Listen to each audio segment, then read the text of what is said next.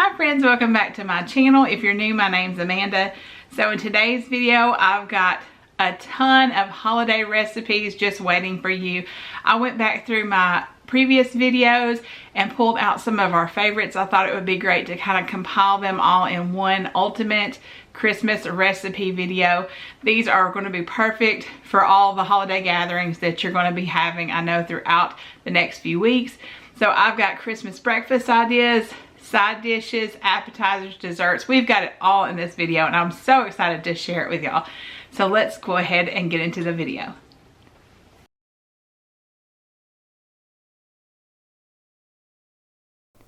So next up, we're going to be making both of our casseroles. We're going to start first with our breakfast potato casserole. I've just got some eggs in here and some pepper.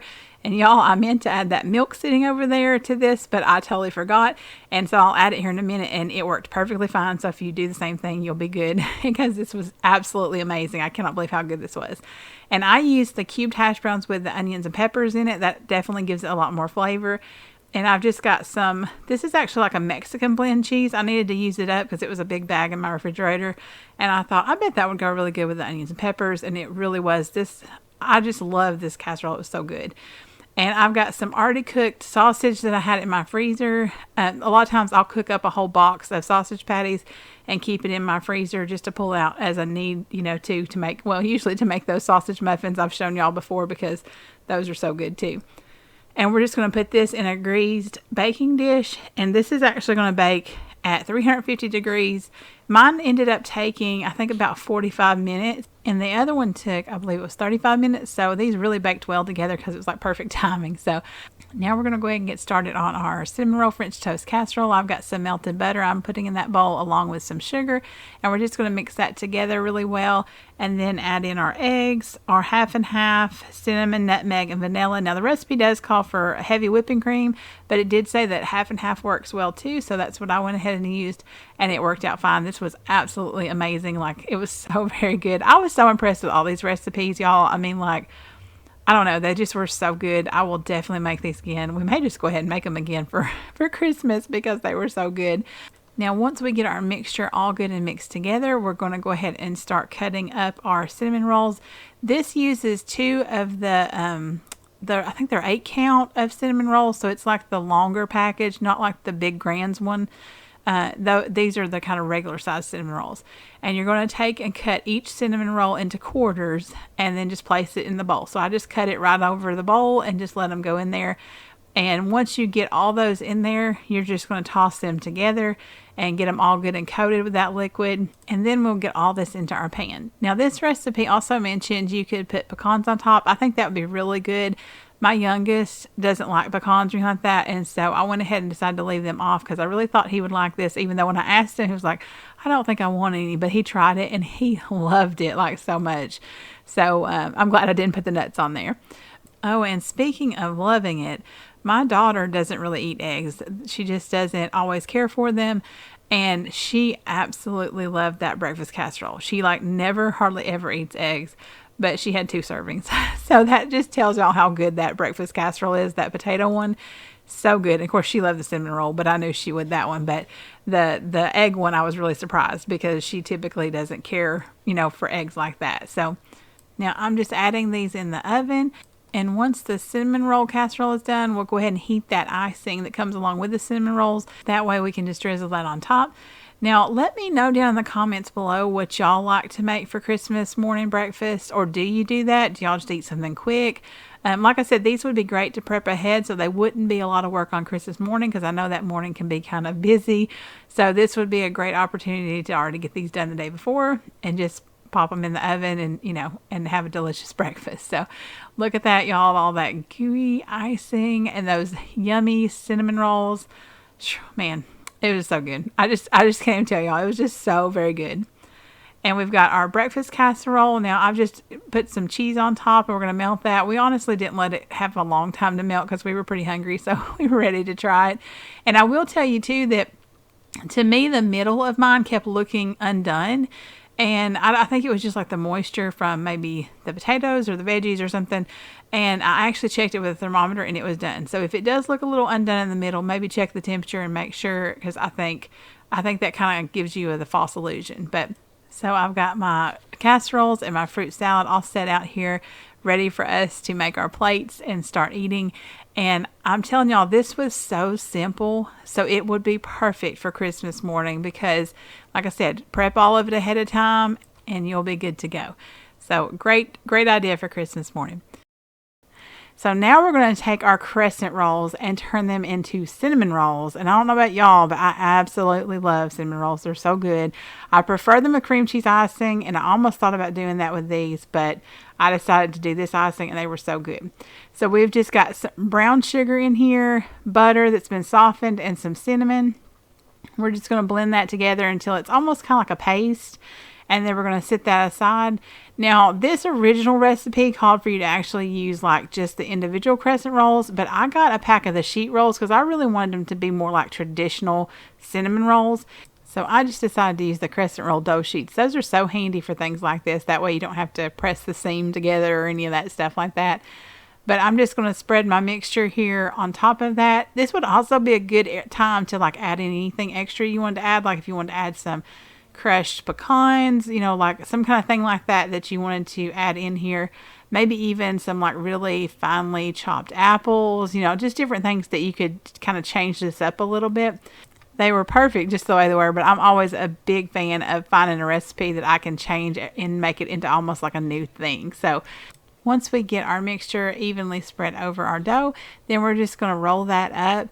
And I just used a knife to cut these, and that worked just fine. I know that there's some different tricks to do like regular cinnamon rolls. Like I think some people use floss and stuff like that, but this worked perfect too for this. And they did compress just a little, but I just kind of fluffed them back out, and these will bake in 375-degree oven for about 9 to 12 minutes. Just keep an eye on them. With anything I'm baking, I always check it at kind of the lowest temperature that's setting and then kind of keep judging it from there because everybody's ovens are different, so you just never know. And what works for one person, may be burnt for another. So, and now that I'm watching this back, I totally should have arranged that into a Christmas tree. I don't know if there would have been enough there to do that, but I've seen those type of things and they're so cute, and I totally should have tried to see if I could at least make one out of that. If you use 2 cans, I'm sure you could probably make one of those cute Christmas trees, and that would be super easy, and it looks really impressive too. So now we're just making up our icing for this. It's just some powdered sugar, a little bit of milk, a little bit of vanilla. Now, just always keep in mind, I've told y'all this before, but go really slowly with adding your liquids when you're making like a powdered sugar kind of drizzle icing. I swear, I don't know what it is, and I've heard somebody else say this too. But once you get like too thin, it doesn't seem to ever want to thicken up. So the big thing is go really slow. As soon as it gets to the consistency you want it, go ahead and stop there. This was perfect on these cinnamon rolls. It was so very good. I do still think cream cheese frosting would be great too, but this frosting was absolutely delicious on them.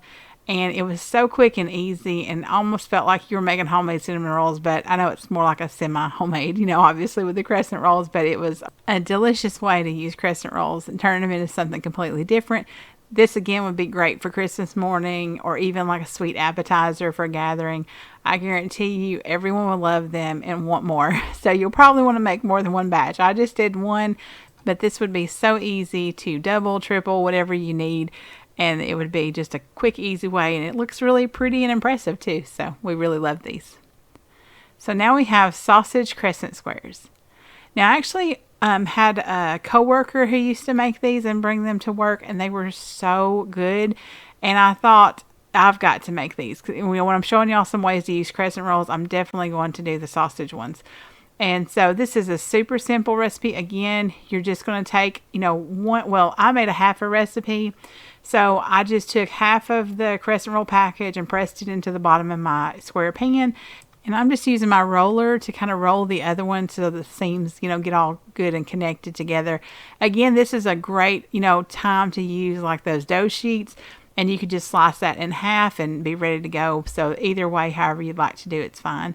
But I've got some sausage here that I've cooked up. I had already actually had it cooked in the freezer, and so I just thawed that out. And then I'm just mixing in some cream cheese, and that's really all there is to it. Now, you could add some things to it. I could see onions being like a really good addition if you like onions, onions and peppers. You could do lots of different things along with it. But this is just the basic recipe.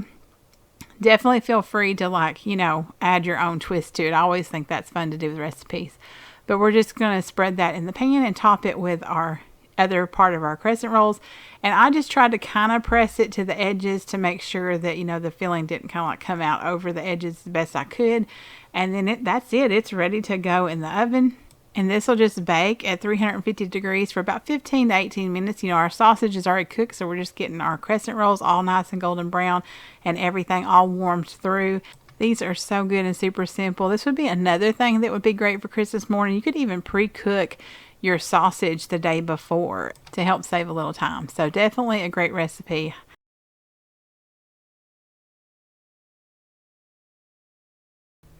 Next up, we have ham and cheese drop biscuits.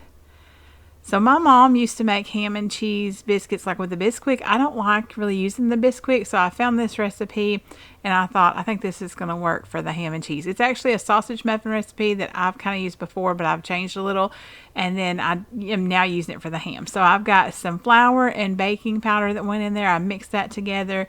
Then we're adding in our diced ham and some sharp cheddar cheese. And I used probably about a cup or so of ham. I think this is a recipe where put as much or little as you like. If you want a lot of ham in it, go a little heavier on it, because it calls for like 16 ounces of sausage, but I did not use near that amount of ham. So just however much you'd like. So we just stirred that together well. We're mixing our wet ingredients up in this bowl, which is just a cup of milk and 1 egg. And once that gets mixed together, we're going to add that to our dry mixture along with 6 tablespoons of melted unsalted butter. And so this is so simple, y'all. I love that the butter is melted so that you don't have to worry about cutting in butter into the flour. It all just mixes together. It ends up being kind of more of a wet dough, but these turned out so good. Oh my goodness, so cheesy. You have the delicious ham in there. And then as well as that, you've got like the fluffy biscuit. It was so very good. I cannot recommend these enough. I've used this recipe kind of to make sausage muffins like this, or sausage drop biscuits, I guess you would call them. And they are super yummy as well. But these are just going to bake at 400 degrees for about 20 minutes until they're done. They won't really brown a whole lot on the top, so keep an eye on them and make sure they don't go too far. But like I said, so yummy. Everybody loved them. They were so good. So next up we have pepperoni bread. I put kind of in the parentheses semi-homemade Hot Pockets, because to me this is almost what this reminds me of. This is actually my mother-in-law's recipe. She fixes it a lot of times around Christmas and stuff like that. So we really enjoy this recipe. So basically you've just got I use 2 cans of crescent rolls. You can make as many or as little of these as you want. 1 can will make 4 of the pizza rolls, and then you'll get 4 out of every can. So once you unroll those, you're going to keep 2 of those rectangles together, and then kind of I used my little Pampered Chef roller tool to make sure I rolled out the dough and sealed up that seam. You're just going to layer them with pepperoni, with mozzarella cheese, and a little bit of Parmesan cheese. And this is so customizable. You could, if you don't like pepperoni, you could use other things. You could do ham, all kinds of stuff. So this is definitely a situation where you could, make it your own very easily. You're just going to seal them up the best you can. I didn't do a great job on that first one. This was the first time I'd made these. And so I got a little better as I went through and done some of them. And, you can put as much pepperoni in there or as little as you like, because I did, put a lot on that first one. Then my husband was like, let's put a little less on some of them. So here they are out of the oven. You're going to bake these at 350 degrees until they're golden brown, done to your liking. I'll put that recipe down in the description box. And I'll always stick the recipes down there. So if y'all ever need those, they'll be in the description box. And we just serve these with some pizza sauce that we heat up, and you could very easily cut these into like 4ths and be able to like divvy them up and have several of them as an appetizer. So next up we have easy Italian skewers. So first we're going to just cook our tortellini in some boiling water. Now you could use refrigerated. This was actually not refrigerated. I don't buy tortellini. Well, I hardly ever buy it, I guess. We just haven't eaten it much, but these were really good. I liked those a lot, and they're pantry stable, so it's kind of handy to keep it in your pantry instead of like taking up room in the freezer. So I've actually got some lemon here that I'm juicing. We're going to start actually building an Italian dressing. I did not have any on hand, and I had made some Italian dressing mix in a previous video, and I thought this would be great use of that. I'll just make some homemade Italian dressing. So I've just got like that lemon juice. I've got some oil and vinegar going in there, and then we're going to put a couple tablespoons of that dressing mix in there. And I think I did add just a pinch of salt in there because I don't actually have any salt in that dressing mix. So just because I knew that, it might need it just a little bit, I like to be able to control how much I put in there. Now I'm actually going to blend it with my immersion blender, but you don't have to do that. You could just shake it up really well in a container, or you could whisk it together really well. I've seen that done a lot with dressings, and I feel like it really emulsifies everything really well. So I went ahead and used that, but you could definitely, use other things too. So now that that's good and mixed up, we're going to sprinkle that on top of our tortellini. You can use as much of it or as little of it as you like. It just depends on how much, you want. And you can always add more later. Now, the really neat thing about these skewers is whatever leftovers you have, you can just make a pasta salad almost out of it too. So, but the skewers are definitely fun, like especially if you're serving it to, to people, they can just grab the skewer off. They don't have to dish anything out. It's kind of a fun and easy way to serve it. Now, I found this idea on Pinterest, and they used the mini mozzarella balls. They were out of those at the store when I tried to order them for my pickup order. So I thought, well, I bet mozzarella sticks would work fine, and I could just cut them up. So that's what I did, and this worked perfect. So definitely don't hesitate to always, make substitutions as you need for recipes. And most of the time, it's going to turn out just fine. And it called for ham and pepperoni. I'm not a huge pepperoni fan, so I went ahead and just did ham by itself. But you could do all kinds of different stuff with this. There's all kinds of meats you could use, however you like it. So I let that pasta actually sit overnight in the refrigerator to kind of soak up that dressing. Again, these are ways that you can do some of the prep before. That way, if you do have several things to make for, a gathering or something like that, then you can go ahead and get a head start on a few things so you don't have so much to do the day of. So we're just building these skewers. We're also adding in some olives and some grape tomatoes. You could, again, vary this, like how, use black olives if you like it. You can use artichokes, all kinds of yummy stuff. So definitely feel free to make these your own. Also, you could go ahead and add some additional Italian dressing on those once they're done, kind of almost like baste them with it. And then that way it gets on all of the goodies that you're putting in there. And especially if you're going to serve some as a pasta salad on the side and maybe along with the skewers or in place of the skewers, you'll definitely want to add some more Italian dressing on there. And of course, bottled's fine too. I thought I had some and I did not. So I'm glad I had that mix already ready, and then I could just make my own, and that worked out really well for me. So we were just getting all these done. I went ahead and just placed them in there for the time being until I could put them on my platter. I feel like the easiest way to arrange them is to have that little handle sticking out so everybody can just grab them up off there and they're ready to go. And again, this platter was perfect for this. I loved it so much. I cannot wait to use these again because I just love stuff like this, guys. It's like totally my thing. Like all the kitchen stuff. Give me all the kitchen stuff. I love it so much.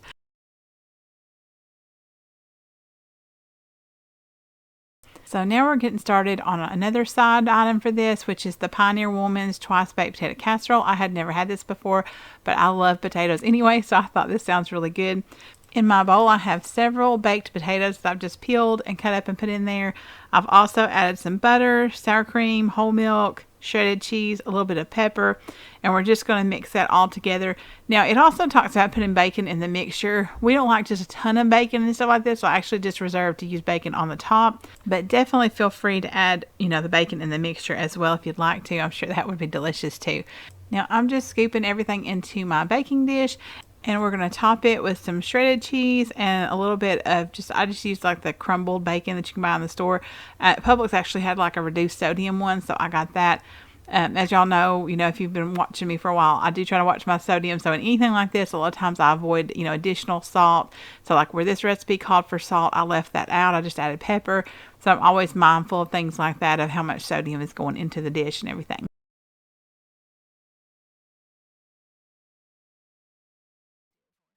Now we're getting started on my favorite side of this meal, which is the mushroom casserole. If you have never had mushroom casserole and you love mushrooms, you are missing out. It is amazing. So I just sliced up all my mushrooms. I've got some butter in my pan, and I'm just going to go ahead and saute those up. You just really want it to get to where it's starting to release its liquids, and that way you can add in the flour. So you're not going to want like a full saute that you might serve, with a steak, just plain or something. I did add just a little bit of salt because there was really no other sodium going in this recipe, and some pepper. Also add a little bit of onion powder and garlic powder. I feel like those are just like crucial things for almost everything. I put it in a lot of stuff. And then once this, liquid has kind of started to release from these mushrooms, we're going to go ahead and add in our flour and then stir that together. I actually switch to a whisk. That way I can kind of break up all that flour apart, but you want to cook that for just a couple of minutes to cook that, kind of raw flour taste out of it. And then you're going to add a cup of heavy cream. And it does need to be heavy cream so this gets nice and thick with everything. And it just has a very rich feel. It goes perfect with steak. And once that's, come together, you've got it all whisked together, it's nice and thickened, it almost looks kind of like a gravy of sorts, you're going to sit that to the side, and we're going to go ahead and get our breadcrumb topping, or in my case, I use seasoned stuffing mix, and it's just the Pepperidge Farm. I've got maybe a couple tablespoons of butter in there, and a little over a half a cup of the stuffing mix, and I'm just going to kind of coat that with the butter.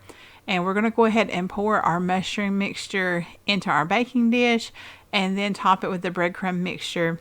Now that's going to bake at 375 for about 30 minutes. You just want it to be nice and bubbly and the top to be golden brown.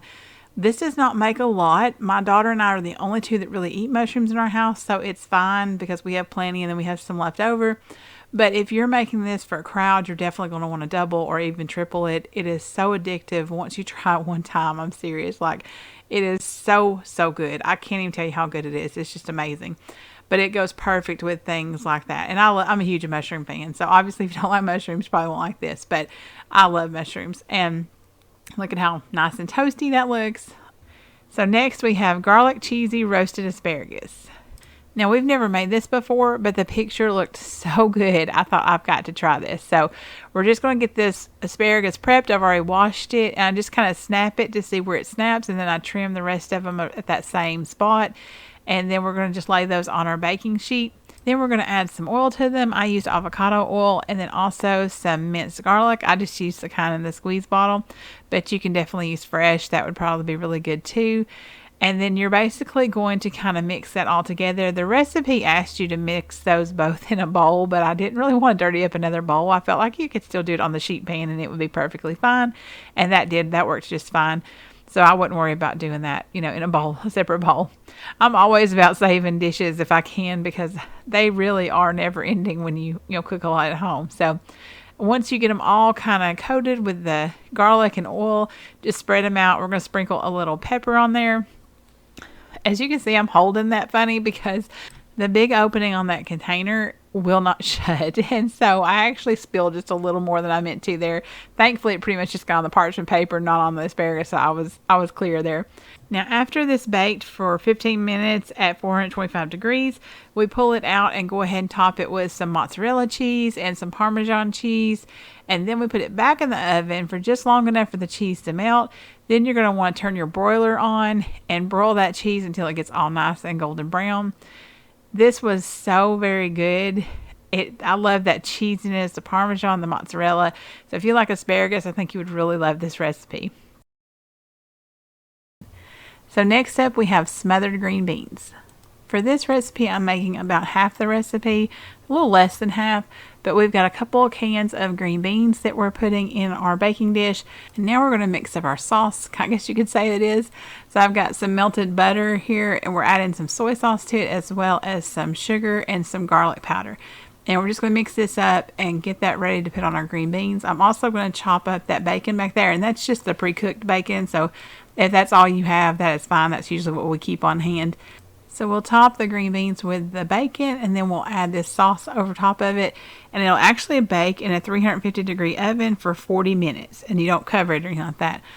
And y'all, these were so good. I was really worried because I'm hesitant on things with sugar in them because I'm not huge on sweet and savory together always. It kind of depends. There's a few things I like. This was so good though. The combination of like the salty bits of bacon and the soy sauce and the brown sugar, it was also good. The only thing I will do is reduce the sugar. And honestly, I think That may be because I used no salt added green beans, and because there's no salt to counteract that additional sugar in there from the green beans. So I definitely think it's always great to make like I did it, or kind of a reduced portion on something you're not real sure about. And then that way you can kind of see and taste it and be like, okay, what do I need to change? How do I need to adapt this? Because so often you can just make a few changes. But look at this, y'all. It is so yummy. I cannot recommend it enough. Like I said, other than dropping the sugar down just a little bit, we are definitely going to make this again. So good.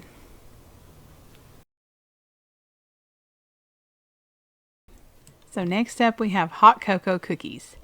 Y'all, these are the cutest cookies, and they were so delicious. Like, I just think these are such a fun cookie. It would be absolutely fun to make with your kids.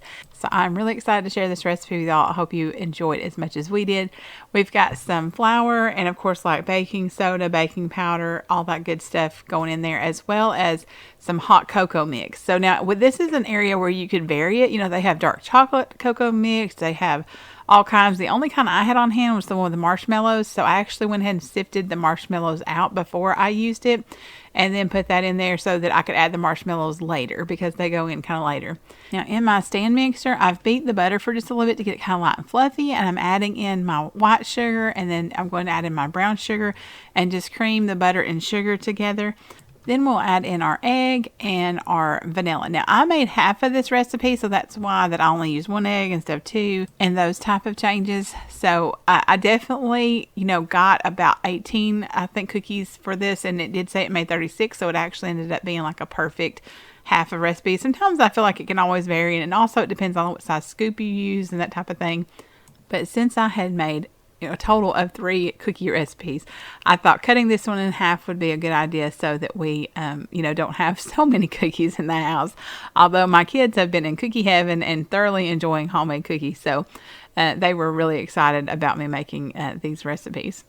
Now we're just going to go ahead and add in our dry ingredients. I usually try to add about half and then incorporate that well, and then add in the other half. I feel like that kind of usually helps from just overloading. It helps get mixed in better and that type of thing. And you just want to mix it just until it's combined and ready to go.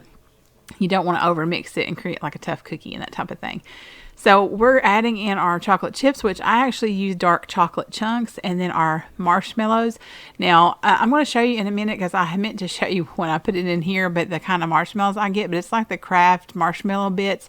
I actually order them from Target online, and that's been the only place I've really seen them that I can think of. If you have a local Target, most likely they probably have them in the store too. But I always like to get different things from Target online, because we don't have a Target store, which is definitely disappointing. But I'm just scooping these out, probably like using basically like what you'd call is kind of a standard cookie scoop. I feel like it's the one I tend to use anyways. I feel like with most cookies, you can make them a little smaller, a little bigger if you want. So kind of up to you. You just got to watch the baking time. And these bake at 350 degrees for about 9 to 11 minutes is what the recipe said. I think mine took about 9 to 10. So just keep an eye on them. But these are fresh out of the oven here.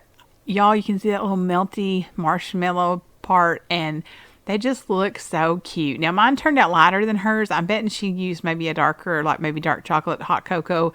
But these were so good. Like I said, you could vary the cocoa powder that you use, or the cocoa mix that you use.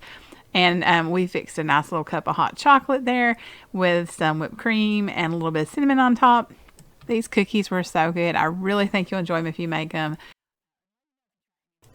So now we're going to get started on our copycat Cracker Barrel Coca-Cola cake. I don't know if y'all have ever had this cake, but it is so good.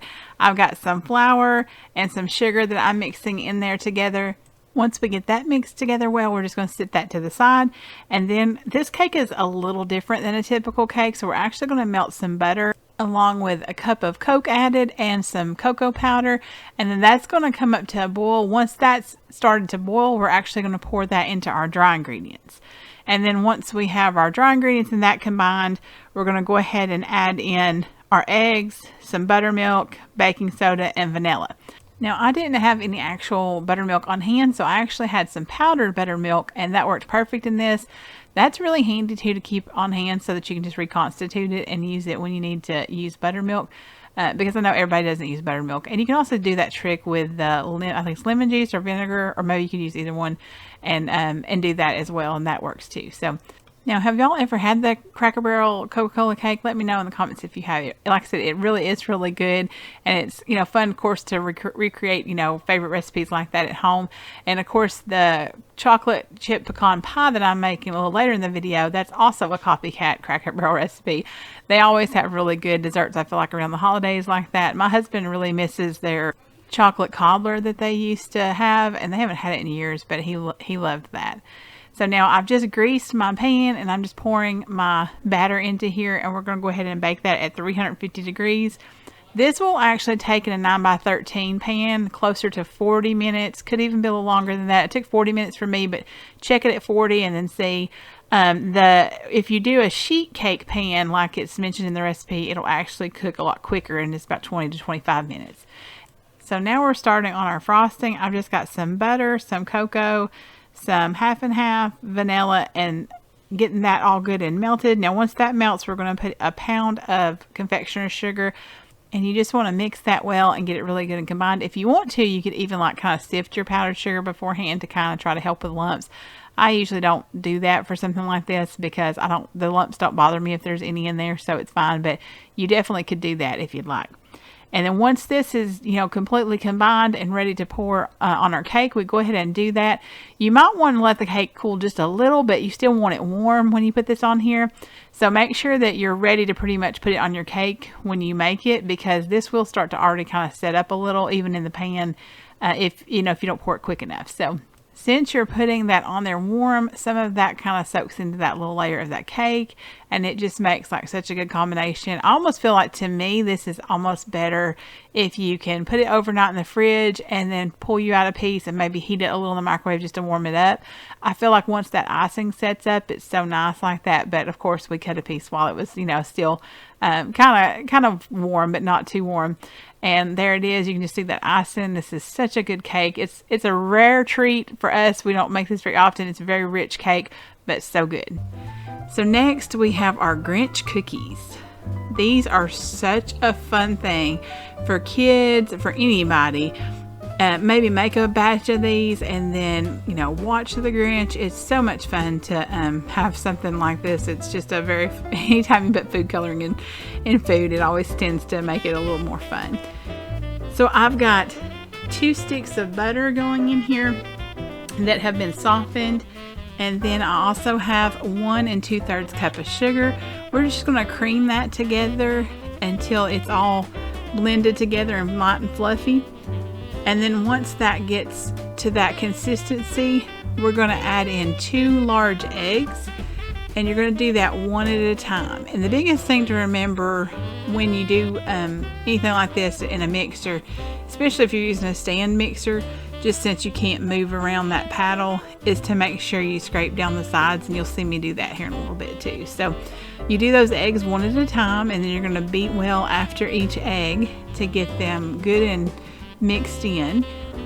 Once we get both of those eggs blended in there, I'm just going to make sure and take the time to scrape down those sides and let it mix a little more to get everything good and mixed together. Like I mentioned earlier, you definitely want to do that when it starts sticking to the sides like that, and make sure that everything gets combined well. So we've got this last egg going in here. We'll get that one all mixed in, and then after that we're going to add a couple of other ingredients in there. You're going to need some green food coloring and some vanilla extract. So I've got 2 teaspoons of vanilla extract. Now the recipe for the green food coloring calls for 3 to 5 drops. I will say that was not enough for me to get the desired color. I had made these before, and I went a little light on the green food coloring, and they ended up turning a much paler green. I was much more happy with the green they turned this time because I added some extra food dye than I did last time. So definitely kind of watch it, and that's what I keep doing. You'll see me just start putting more in, and I'm just keeping an eye on that color until I kind of look for something that's like a Grinchy green. And once I saw that, I was like, okay, I'm gonna stop there, and that should turn out well. So, because you still have to add your flour and everything to this, and that's going to water down that color just a little bit as well, So I'm just scraping everything down, getting the flour ready to go. So I've got in that green bowl, I have some cornstarch, baking powder, baking soda, and salt. I'm just gonna mix that into the flour and mix that really well.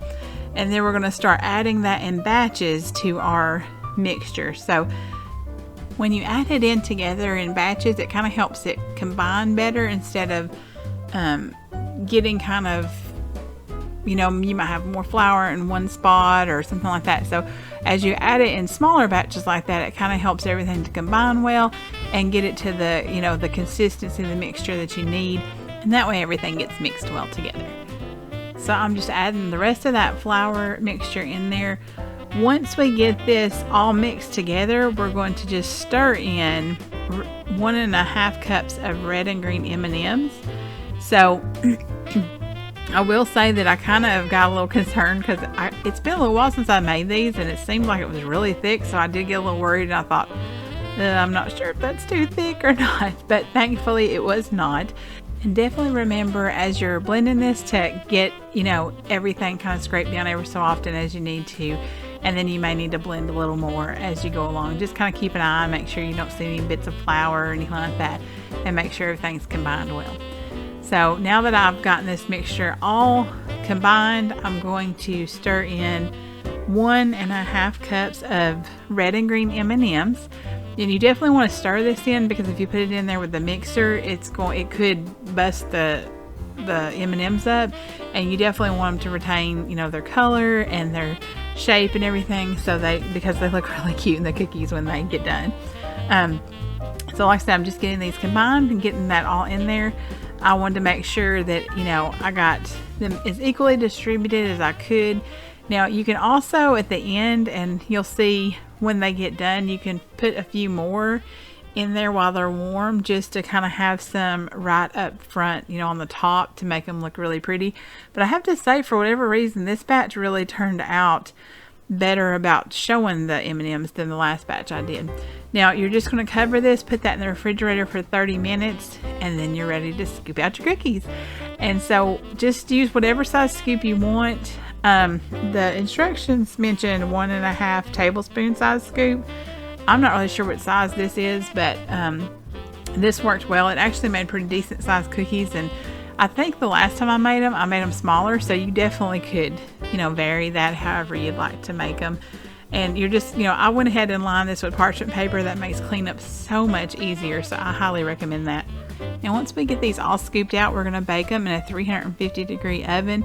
The time's at 11 to 13 minutes. I think because I made mine probably bigger than what it actually called for, it took mine a little longer to get done. So, and obviously ovens are different, so you know, just use your best judgment. I would start, you know, checking them around 11 minutes and then seeing how they look. It is kind of hard to tell on these just because they're green, so you don't see like the browning as good, but you can see some. So we've got some done here. I'm pretty sure that this made about 24 cookies with the size scoop I used. Now obviously if you used a little smaller scoop, then you could get more out of it too. And you saw me there just placing a few little M&Ms just to kind of make them look pretty, you know, on the top, and so they had extra color and not buried kind of into the cookie. So I just let these cool, and then I put them on a platter. These are so adorable. Like, I love these cookies. They're very good. They're tasty, but they're also just so cute and Christmassy and festive, and definitely remind you of the Grinch. So I highly recommend this recipe as well. So friends, I hope you have enjoyed this video. If you have, I'd love it if you'd give me a thumbs up. And of course, if you haven't already, I'd love it if you'd subscribe and join my YouTube family. Thank y'all so much for spending a little of your day with me. I appreciate that so much. I hope y'all have a blessed day wherever you are, and I'll see you in the next one.